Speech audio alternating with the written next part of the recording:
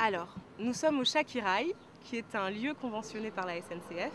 Nous sommes dans des anciens vestiaires de la SNCF, des cheminots et du personnel SNCF, qui ont été transformés en ateliers d'artistes et voilà, en espace de travail, de répétition, de rencontres artistiques. L'histoire coloniale, elle est là, elle est quotidienne, et moi, ce dialogue-là, il me fait pas peur.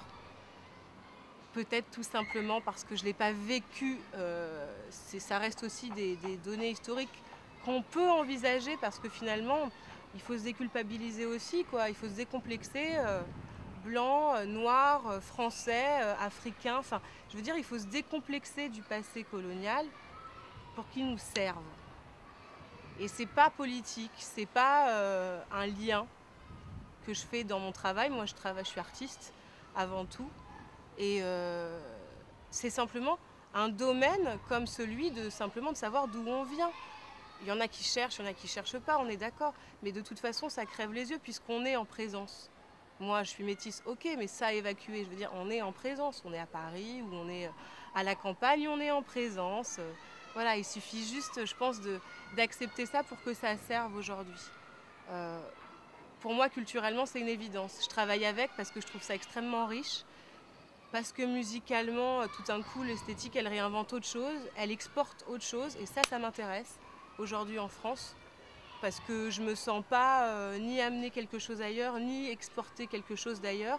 Je me sens fabriquée avec des personnes qui peut-être n'ont pas forcément les mêmes histoires, mais finalement on se rejoint, donc on peut évidemment faire le pas et voilà, se convoquer devant les mêmes réalités et les dépasser, quoi. Et quelque part, il me semble que le problème, il est en soi très humain, il est très charnel en fait, le problème.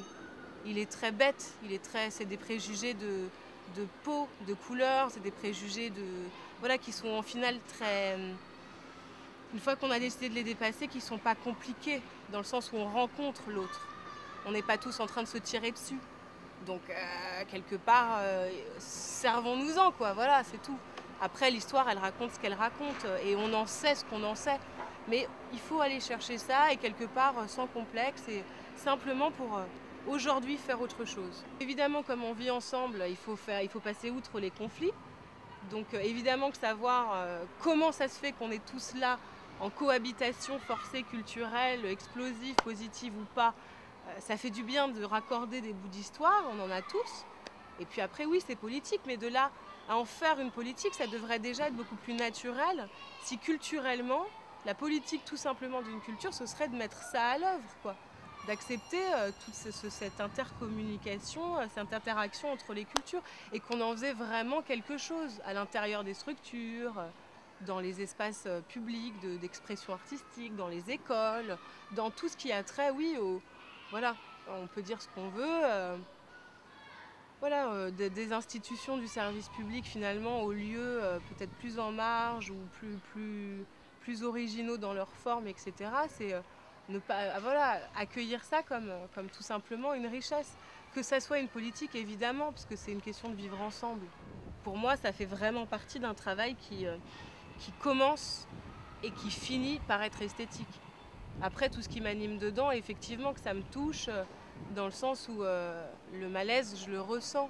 Et je le ressens pour les quartiers, comme je le ressens dans d'autres situations, dans d'autres sphères, que ce soit par voilà, le milieu artistique ou des institutions. Enfin, je veux dire, le malaise, il n'est pas délimité. Ça s'articule dans une action culturelle, dans le sens où je m'interroge, j'essaye de prendre la distance nécessaire pour travailler artistiquement dans ce lieu, c'est-à-dire pratiquer de la musique et travailler artistiquement, pratiquer les choses. Et je rattache cet espace en fait à des protocoles d'invention comme ça, des possibilités de coopération avec d'autres pays, notamment le Togo, parce que je travaille là-bas en ce moment, sur un projet de sonore, en fait, de récolte de sons, de travail avec des petites circulations d'artistes, et qui est passionnant. Et du coup, forcément, je mets en résonance les lieux. J'ai le discours ancestral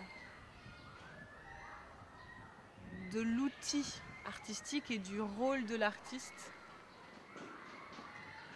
et qui n'est pas forcément à créditer de manière politique ou sociale, mais qui est simplement à prendre en compte pour se donner du temps de vie.